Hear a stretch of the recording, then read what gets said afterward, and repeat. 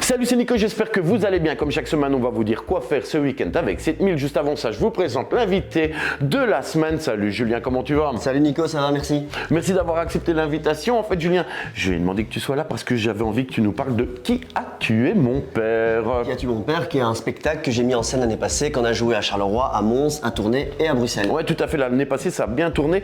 J'ai des amis qui ont été le voir, ils m'ont tous dit que c'était merveilleux. Alors, tu as mis ça en scène avec qui? Avec Gonune Gauthier, une amie, ouais. Ok, mais c'est un texte original de... C'est un texte d'Édouard Louis, qui est un jeune écrivain français, qui a écrit un premier texte remarquable et qui a cartonné, qui s'appelle En finir avec Eddie Bellegueule. Tout à fait. Alors, sur scène, on retrouve...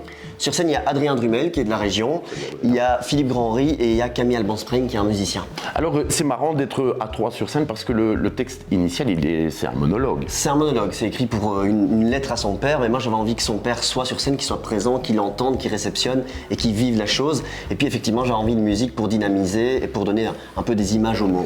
Et alors, pourquoi avoir choisi ce texte? Parce que c'est pas le plus tireli-pimpon. Non, c'est pas amusant. Après, c'est parce que voilà, il m'a parlé des gens que je connais, il m'a parlé de Binge, de Mons, des gens qu'on croise, et aussi parce que c'est une tentative de communication, d'apaisement et de dialogue avec son père. Et réussir à dialoguer avec sa famille, avec son père, ça m'a ému, ça m'a touché, j'avais envie de le monter. Ouais.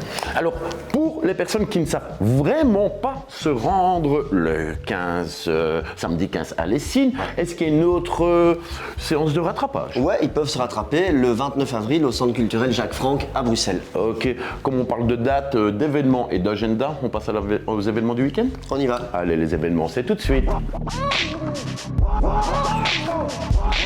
On parle ici du week-end du 14, 15 et 16 octobre. On commence à La Louvière avec une exposition Le Corps des mots. On enchaîne avec le concert d'Ozark-Henri à Braine-le-Comte. Alors toujours le même soir, toujours dans un concert au foyer culturel de Saint-Guilain, le groupe White Hills. Et aussi le 11e mini mondial de l'impro qui se passe à Mons et à Tournai. Tout à fait. Alors tout le week-end pour les tout petits, l'œil du cobra au manège et du jazz for kids chez Poupoune. Mais attention, roulement de tambour.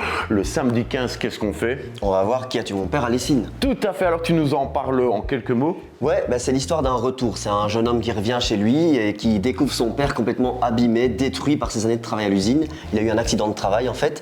Et donc il s'interroge sur l'éducation qu'il a reçue, sur son père, la virilité, le machisme un peu ouvrier.